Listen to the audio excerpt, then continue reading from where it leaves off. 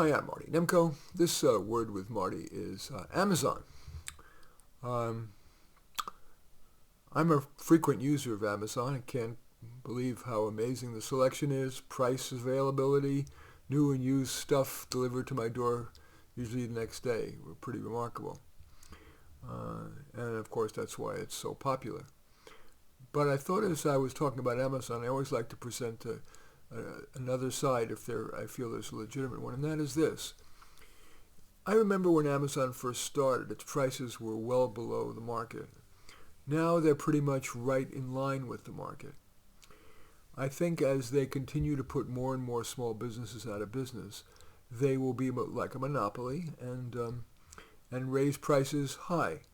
And not only will that hurt the very consumers that it has been helping, especially perhaps the people who are homebound or because they're disabled or in a rural area, but certainly the small business owners that are getting put out of business. Now, one could say that's the creative destruction of capitalism and it'll be replaced by some better company, but it's now been a couple decades, almost 15 years or whatever, since Amazon's been around.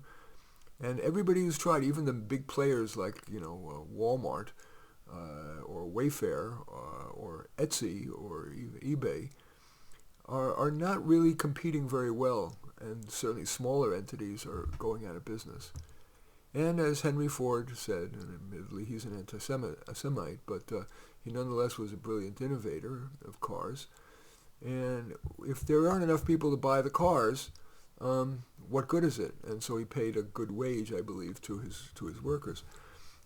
I worry that if Amazon dominates the retail space so much, and the artificial intelligence and Amazon Web Services, will so many people be put out of work alongside of the impact of AI and other automation, other practices that are resulting in more and more people having a hard time finding a good job. For example, I go to a cafe every morning and I look at those wonderful baristas who I care about. I really like them. But I am also aware that there are automated barista machines that will never sue for wrongful termination, that are reliable 24/7, will never steal from the till, and make a perfect cappuccino every time. So there's going to be many vectors causing job loss. As I said, artificial intelligence, ever more regulations, employer mandates, and if Amazon continues its hegemony, I think Amazon's success could be a major job killer. Even for its own employees, they're using automated warehousing robots, costing even warehouse jobs. So those are my thoughts about Amazon. I guess I'm too selfish to shop small, as they say, and shop local. It's a pain in the ass to drive to find somebody and then go to a place and find a parking spot, or even mass transit, which is dangerous or very time-consuming and noisy. And you get there and there isn't enough. There's a small selection and the prices are high and so on and so forth. So I will, continue to shop at Amazon. But I think it's fair to say there is another side. There is a downside to Amazon. And I will say on the upside, I'm an author, and Amazon self-publishing is a wonderful vehicle for publishing. They give you 70% royalty. If I get published with a typical publisher, I get 5 to 10% royalty. And they obviously have huge distribution.